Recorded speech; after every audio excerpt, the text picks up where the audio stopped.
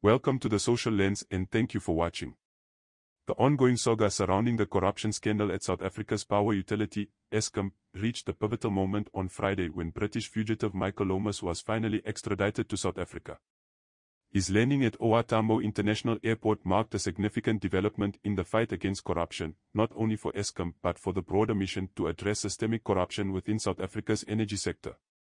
Michael Lomas, a former contractor for Eskom and once a senior executive with Tubular construction projects, faces multiple charges, including fraud, corruption, money laundering, and the offering and receiving of unauthorized gratifications. These charges arise from his alleged involvement in a corrupt scheme tied to the construction of the Kusile power station between 2014 and 2017. The scandal exposed Eskom to more than 1.4 billion rand in costs, with 745 million rand being directly paid to Tubular construction projects.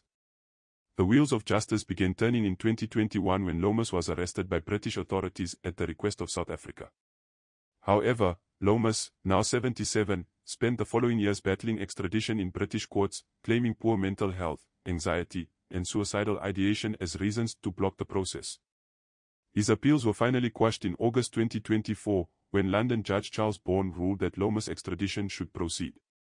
In his decision, the judge noted that while Lomas suffered from various mental health issues, there was no compelling evidence that he could not be safely monitored and cared for in South African custody.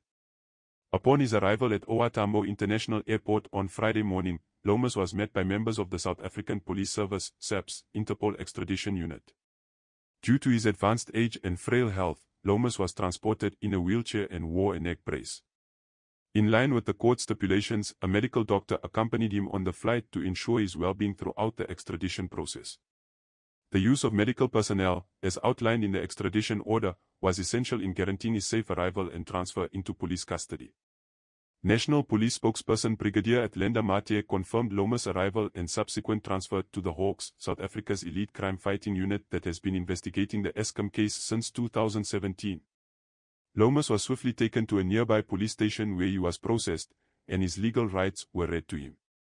From there, he made his first court appearance at the Kempton Park Magistrates Court, signaling the beginning of what will likely be a lengthy legal process. The roots of this case stretch back to 2017, when the Hawks first began investigating allegations of corruption related to Eskom's Kusile power station. Kusile, one of South Africa's largest and most controversial power projects, has been marred by delays, mismanagement, and cost overruns for years. As South Africa grapples with rolling blackouts and a struggling electricity grid, corruption within Eskom has become a central issue. Allegations against Lomas and his co-accused have further fueled public outrage as the utility remains a critical but deeply troubled part of the country's infrastructure. Lomas was not the only figure implicated in the corruption surrounding Kusile. In 2019, 5 arrest warrants were issued, resulting in the detention of 4 individuals, 2 Eskom executives and 2 contractors, on charges related to the tender for Kusile's air-cooled condensers. These individuals, including Eskom senior manager, former Eskom Group Capital Division executive, a businessman, and Tubular construction project CEO, have been accused of manipulating contracts and accepting bribes. Lomas, however, had fled to the United Kingdom before authorities could apprehend him, prompting South African authorities to initiate the extradition process. Lomas' alleged role in the corruption scheme centers around his position as the chairman and executive advisor of Tubular construction projects during the period in question.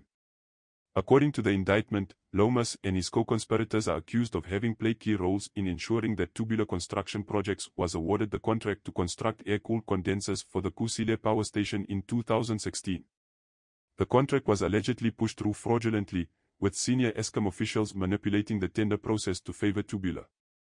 The indictment also alleges that Lomas funneled bribes through various channels to secure these lucrative contracts. One such channel was, owned by one of the accused, which allegedly received payments to facilitate the scheme. Lomas is personally accused of paying over 1.9 million rand into his accomplices' businesses.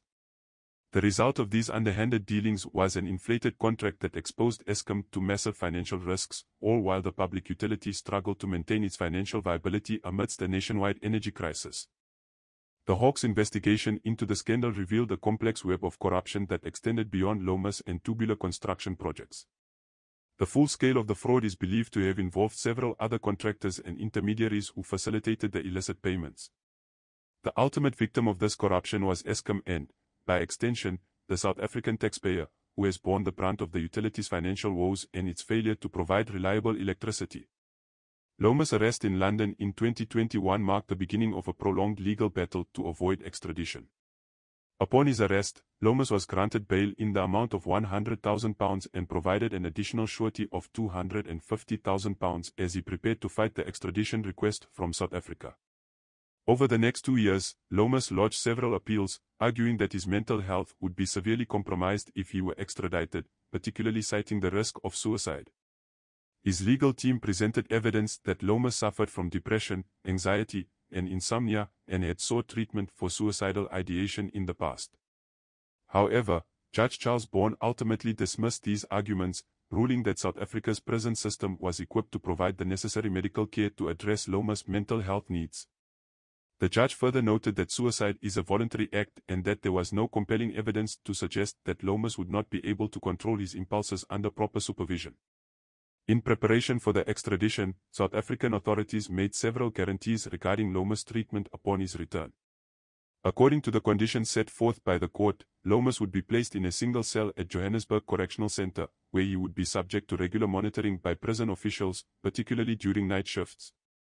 He would also be assessed by a psychiatrist to ensure that his mental health needs were met. These precautions were essential to securing Lomas' safe extradition, and they were strictly adhered to upon his arrival in South Africa. With Lomas now back in South Africa, the stage is set for a lengthy legal process that will likely unfold over the coming months. His case will be merged with those of his co-accused.